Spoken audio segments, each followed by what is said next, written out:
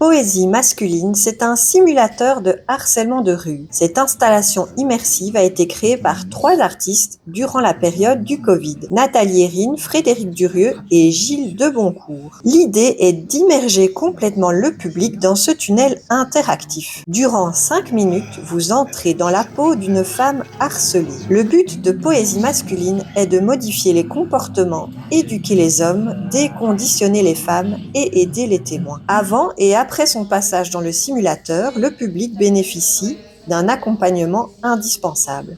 Donc, dans un premier temps, donc il y a l'accueil avec le respect de certaines règles pour que tout se fasse en toute bienveillance. On demande à ce que l'écoute soit active, respectueuse, qu'il n'y ait pas de moquerie parce que parfois ça engendre des émotions, des humeurs. Puis il y a 2 sondages pour faire un petit peu connaissance avec les participants, les participantes, savoir où ils en sont par rapport à leur notion de harcèlement. Ici, on parle principalement du harcèlement sexuel de rue.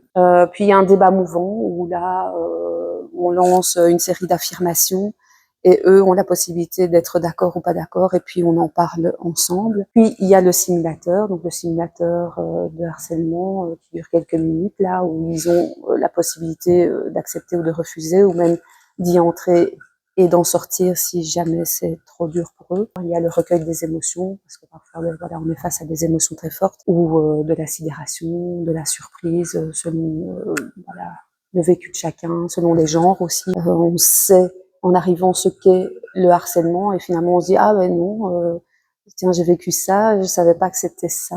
Enfin voilà, parfois il y a ce genre de discours, donc c'est intéressant aussi. Puis l'arbre des solutions qu'on voit derrière moi, où là ils ont la possibilité de noter des petites solutions. Et puis après, il y a différents outils qu'on présente, notamment les 5D pour intervenir si on est témoin. Aujourd'hui, c'est devenu difficile de draguer. D'accord, par ici. Il y a un tas de choses où on se rend pas compte en fait de leur perception. J'ai entendu des choses où je suis presque impatiente d'en reparler avec eux parce qu'ils banalisent des choses que je n'imaginais pas.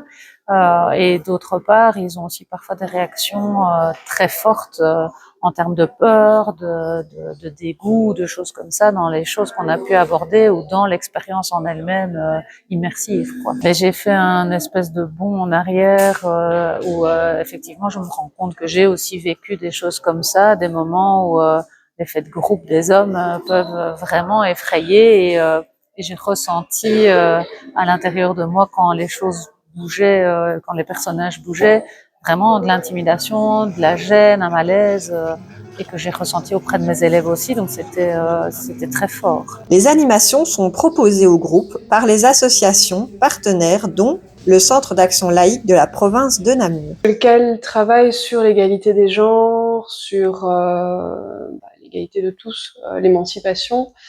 Et donc c'est vrai que le harcèlement de rue, ça fait quand même partie des problématiques quotidiennes des femmes dans l'espace public. Et donc c'était intéressant de s'emparer aussi du sujet et de l'occasion pour discuter de ça avec toute une série de publics adolescents. J'ai apprécié que les animations se fassent aussi avant de rentrer dans l'expérience.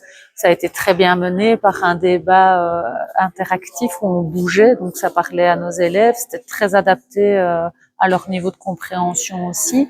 Et puis le fait de débriefer après, c'est aussi essentiel, ça libère la parole. On a quand même parfois certains clichés qui reviennent, mais avec de plus en plus de conscience que ce sont des clichés. Et des souhaits déjà à 16, 17 ans de changer la situation telle qu'elle est là, pour que tout le monde soit confortable dans l'espace public, dont on n'entendait pas parler avant. Si même ils arrivent avec des stéréotypes, j'espère qu'ils en balaient au moins quelques-uns en sortant d'ici, quoi. Poésie masculine est installée au Delta à Namur jusqu'au 29 février.